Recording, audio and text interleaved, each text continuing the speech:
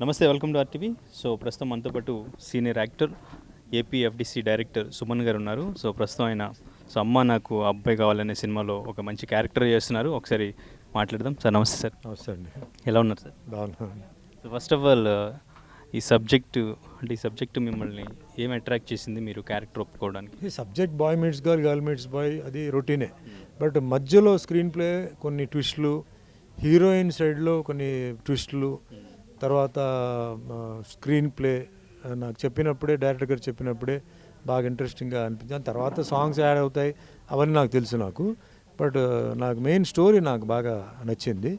And మా character కూడా నాకు నచ్చింది అనమాట. నాకు ఓకే, అంటే హీరో కొత్తగా డెబ్యూ మూవీ అండ్ ఇంకా ప్రొడ్యూసర్గా కూడా ఆవిడకి కొత్త మూవీ, ఫస్ట్ మూవీ కాబట్టి సో మీ వైపు నుంచి మీరు ఏదైనా సజెషన్ కానీ లేదు అంటే ఏదైనా చేంజెస్ కానీ? చెప్పానండి, నేను స్పాట్లోనే కొన్ని మిస్టేక్స్ జరిగినప్పుడు నేను పాయింట్అవుట్ చేశాను.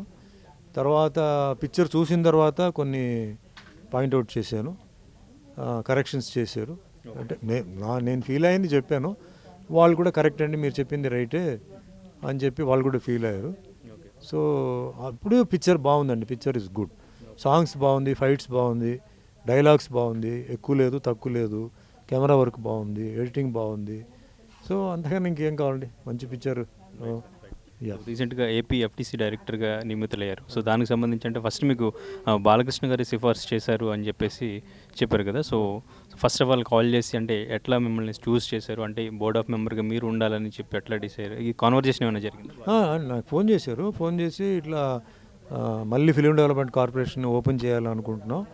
దాంట్లో 12 మంది ప్యానెల్స్, 14 మంది, ఒక్కొక్క డిపార్ట్మెంట్స్ ఇద్దరు అంటే హీరోస్ దాంట్లో నేను, శివాజీ గారు సెలెక్ట్ చేశారు. హీరోయిన్ ఎవరు పెట్టలే, ఝాన్సీ గారిని పెట్టారు టీవీ సైడ్లో. సో మీరుంటే బాగుంటుందండి, డెవలప్మెంట్కి సజెషన్స్, ఎక్స్పీరియన్స్ మీకు ఉంది, సో మీకు కావాలన్నారు. ఇమ్మీడియట్లీ నేను యాక్సెప్ట్ చేశాను. అంటే పదవీని కాదు, ఓ బాధ్యత. ఆంధ్రాలో కూడా ప్రొడక్షన్స్ జరగాలి, ఇక్కడ ఉన్న వాళ్ళు కూడా చిన్న నిర్మాతలు అక్కడికి వెళ్ళిపోయి అంటే సముద్రంలో షూటింగ్ చేయాలంటే అందరూ బ్యాంకాక్ వెళ్తున్నారు. ఎందుకు? బ్రహ్మాండంగా సముద్రాలు అక్కడ ఉన్నాయి, గోదావరి ఉంది, వైజాగ్ అరకు ఉంది, లొకేషన్స్ ఉన్నాయి, ఫారెస్ట్లు, తలకోన ఫారెస్ట్ ఉంది, అన్నీ ఉన్నాయి. సో ఎందుకు మనం అది యూజ్ చేయకూడదు? సో చిన్న నిర్మాతలకి యూజ్ అవ్వాలి, చిన్న నిర్మాతలు హ్యాపీగా తీసుకోవాలి. మన తెలుగు రాష్ట్రంలో అంటే తెలంగాణ ఉండొచ్చు, ఆంధ్ర ఉండొచ్చు, రాయలసీమ ఉండొచ్చు, అది పాయింట్ కాదు. తెలుగు నిర్మాతలు హ్యాపీగా, ఎందుకంటే వేరే చోటుకి వెళ్తే మళ్ళీ అక్కడ భాష ప్రాబ్లం వస్తుంది. సో బయట నుంచి వచ్చారంటే అదో ఒక ట్రీట్మెంట్ వేరే ఉంది. అన్నీ కాకుండా తెలుగు మాట్లాడుతున్నప్పుడు ఎవరైనా సరే అక్కడ వాళ్ళకి అవకాశాలు ఇవ్వచ్చు, అక్కడ వాళ్ళు ఇక్కడ వాళ్ళకి అవకాశాలు ఇవ్వచ్చు. బిజీగా షూటింగ్స్ ఫ్రీగా తెలుగు అంటే గవర్నమెంట్ రేట్స్ మీద చిన్న నిర్మాతలకి పోలీస్ ప్రొటెక్షన్, పర్మిషన్స్ అన్నీ ఫ్రీగా గవర్నమెంట్ ఇది ఆ విధంగా చేయాలని ప్లానింగ్లో ఉందన్నమాట. అయితే దీనికి సంబంధించి రీసెంట్గా అంబికా కృష్ణ గారు కూడా మాట్లాడారు. ఇక్కడ సినిమా షూటింగ్స్ ఎందుకు చేయట్లేదు, మన స్టార్ హీరోస్ ఎవరైతే ఇప్పుడు ఎదిగిన స్టార్స్ ఉన్నారో వాళ్ళందరూ కూడా ఇక్కడ పుట్టిన వాళ్ళే, ఇక్కడ అన్నం తిన్న వాళ్ళే, కానీ ఇక్కడ మాత్రం షూటింగ్స్ అనేవి చేయట్లేదు. సో ఇక్కడ సినీ కార్మికులు కూడా ఫుడ్ పెట్టాలంటే ఇక్కడ చేయాలి. రీసెంట్గా బాలకృష్ణ గారు అక్కడ క్లాప్ కుట్టారు. సో వీటి గురించి మాట్లాడారు. అండ్ ఇంకా మన తెలుగు సంబంధించి ఇక్కడ మన ఏలూరు ఈ తెలుగు ఏదైతే ఉంటుందో ఈ తెలుగు కూడా వెనకబడిపోతుంది, తెలంగాణ భాషకు సంబంధించిన సినిమాలు కూడా ఎక్కువగా వస్తున్నాయి అనేది కూడా ఆయన ప్రస్తావించారు. దానికి సంబంధించి ఏం చెప్తారు? లాంగ్వేజ్ గురించి ఒకటి 10 ఎక్కువ రావచ్చు, 10 తక్కువ రావచ్చు. బట్ నేను కూడా ఫీల్ అయ్యేది ఏంటంటే, సరే పెద్ద సినిమాలు ఏంటంటే వాళ్ళు ఒక షెడ్యూల్ పెద్ద షెడ్యూల్ ఫారిన్కి వెళ్తున్నారు, సో వాళ్ళకి గ్రాండియర్ కావాలి. ఇంకో షెడ్యూల్ కంప్లీట్ సెట్స్లో చేస్తారు, ఇంకో షెడ్యూల్ ఏమో అవుట్డోర్లో చేస్తారు.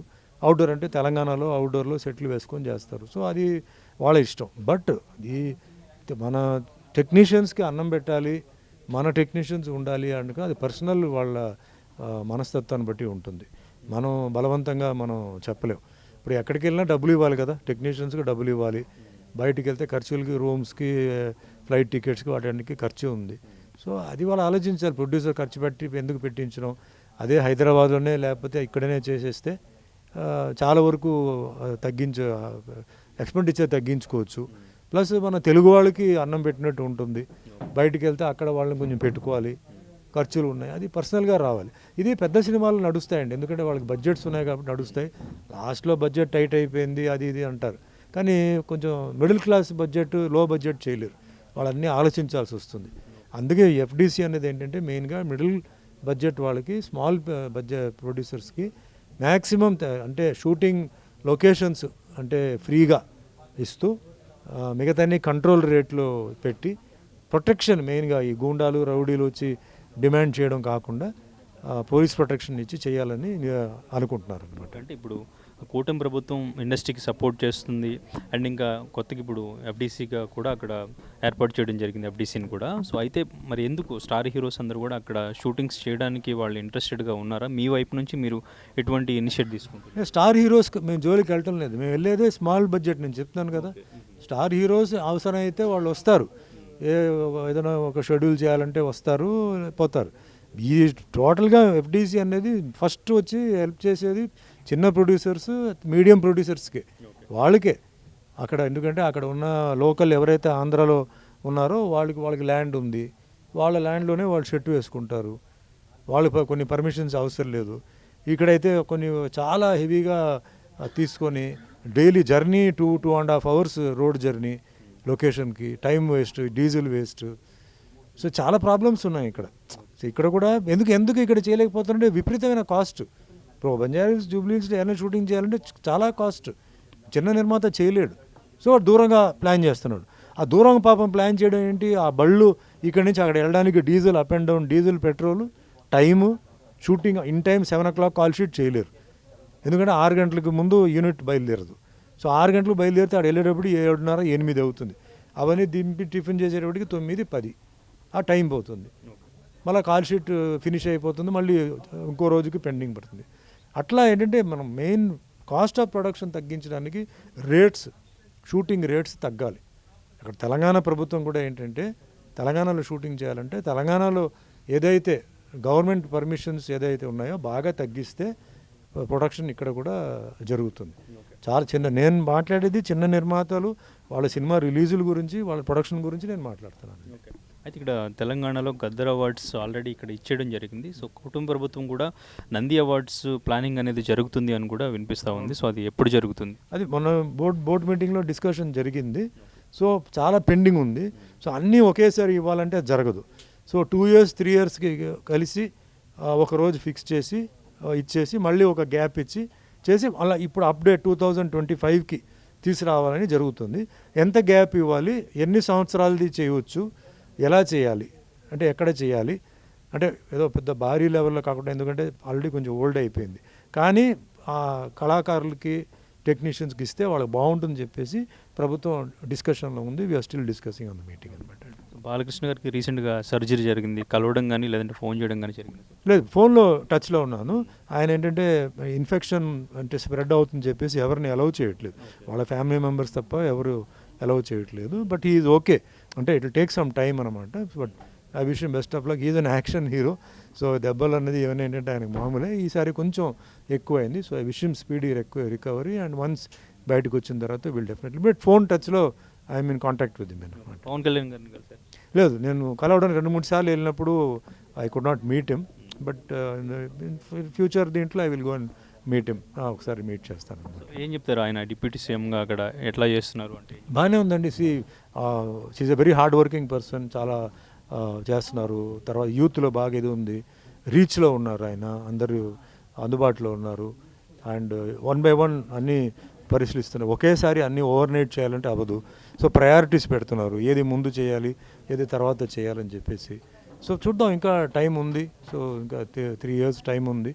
So I wish him all the best. And చేయాలి, తొందరగా డెవలప్మెంట్ జరగాలి, ఆంధ్ర బాగా డెవలప్ అవ్వాలి, బాగా ముందుకు వెళ్ళాలన్నమాట. సో ఫైనల్లీ ఢిల్లీలో జరిగినటువంటి జడ్జెస్ చేసినటువంటి నీట్ పేపర్ లీకేజ్కి సంబంధించి దీక్ష ఏదైతే ఉందో దానికి సంబంధించి ఏం చెప్పి? బేసిక్లీ ఫస్ట్ ఆయన మినిస్టర్ రిజైన్ చేసి ఉంటే ఇంత లాస్, ఇంత కెలామిటీ, ఇంత జరిగి ఉండదు కాదు. ఏదైతే వాళ్ళు తర్వాత చేశారో అది ముందే చేసి ఉండాలి. ఎందుకంటే ఏ ప్రభుత్వం అయినా సరే ఎడ్యుకేషన్, మెడికేషన్ అనేది చాలా ఇంపార్టెంట్. అందులో ఎడ్యుకేషన్, యూత్, పేపర్ లీకేజ్ అంటే చాలా సెన్సిటివ్ మ్యాటర్. గత ప్రభుత్వాలు చాలా చేశారు, చాలా విషయాలు ఉన్నాయి, అది చాలా వరకు దాన్ని ఏంటంటే అడ్జస్ట్ చేశారు. బట్ దిస్ ఎడ్యుకేషన్ దీంట్లో ఏంటంటే ఈ డిలే ఇన్ రిజైనింగ్ చేయడం వల్ల ఇంత ఇది జరిగింది. దానికి వేరే అన్ని జాయిన్ అయింది. సో ఇక్కడ ఏంటంటే అది అడ్డం పెట్టుకుని వేరే అంటే గవర్నమెంట్ని డీస్టాబిలైజ్ చేయడానికి, చేయడానికి కూడా ప్లాన్స్ ఉన్నాయి. సో మనం ఆలోచిస్తున్నప్పుడు చూస్తున్నప్పుడు ఆలోచించాలి ఎక్కడ ఏమి మాట్లాడుతున్నారు, ఎడ్యుకేషన్ గురించే మాట్లాడుతున్నారా, ఇంకా వేరే ఏదైనా కుట్ర ఉందా, వేరే గవర్నమెంట్కి బీజేపీకి అగెన్స్ట్గా ఏదైనా చేస్తున్నారని ఆలోచించాలి. వాళ్ళ మాటలను బట్టి ఆలోచించి వాళ్ళ ఆ మనిషి జెన్యునా కాదా, పొలిటికల్ వెనకాల పొలిటికల్ వెంటట ఏదైనా ఉందా అనేది బాగా ఆలోచించి జాగ్రత్తగా డిసిషన్ తీసుకోవాలి. ఓకే అండి, మీకు ఏమనిపించింది ఇప్పుడు ఎడ్యుకేషనల్ మినిస్టర్ కూడా రిజైన్ చేశారు, మేము గెలిచామంటూ కూడా ఇప్పుడు ఆ కాక్రోచ్ పార్టీకి సంబంధించినటువంటి నేత కూడా మాట్లాడారు. సో జెన్జీ కిడ్స్ అని చెప్పేసి బయటకు వచ్చి ర్యాలీలో పాల్గొన్న వాళ్ళందరూ కూడా మాట్లాడారు. కొంతమంది పొలిటికల్గా కూడా పొలిటికల్ పార్టీస్ కూడా అక్కడ స్టాండ్ తీసుకుని మాట్లాడి ఈవెన్ రాహుల్ గాంధీ కూడా వచ్చారు. సో మీకేమనిపించింది, ఇక్కడ ఏదైనా పొలిటికల్ డ్రామా జరిగింది అనిపించింది? సో డెఫినెట్లీ అండి, there is political drama is also there, ఒట్టి ఇదే కాదు. బట్ ఈ పేపర్ లీకేజ్ అనేది చాలా సీరియస్ మ్యాటర్ అది. సో ఆ పొలిటికల్ ఎప్పుడైతే డిలే అయిందో ఆటోమేటిక్గా ఇట్ బికేమ్ పొలిటికల్ ఇష్యూ. ఇప్పుడు ఫస్ట్ ఎప్పుడైతే జరిగిందో అప్పుడే ఆయన ఆయన రిజైన్ చేసి ఉంటే ఇంత దూరం పొలిటికల్ అయ్యేది కాదు. అది ఎప్పుడైతే డిలే అయిందో ఎప్పుడైతే అది పొలిటికల్గా టర్న్ చేసుకొని పొలిటికల్ ఇష్యూగా చేసి డ్రాగ్ ఆన్ చేశారు. సో గతంలో కూడా చాలా గవర్నమెంట్స్ అన్నీ వాళ్ళు కూడా చాలా మైనస్లు ఉన్నాయి, చాలా బ్యాడ్ నేమ్ అంతా ఉంది. ఒకసారి రీవైండ్ చేస్తే చాలా ఉంది. అది ఇష్యూ అవలా, అది పెద్ద ఇష్యూ అవలా, అయిన తర్వాత అది అప్పుడు ఇన్ని ఛానల్స్ లేవు, ఇంత మీడియా లేదు. సో అది అణిగిపోయింది. సో ఇది ఏంటంటే ఉంది మ్యాటర్, ఆ మ్యాటర్కి కొంచెం పొలిటికల్గా యాడ్ చేసి రాజీనామా చేయాలి, అది చేయాలి, ఇది చేయాలి, గవర్నమెంట్ సరిలేదు, అది లేదన్నారు. That's not correct. You have to see other development. BJP has developed so much in the country, so much in the state. అది మనం తీసుకోవాలి కదా, మనం ఆలోచించాలి కదా. Yeah, thank you sir, thank you.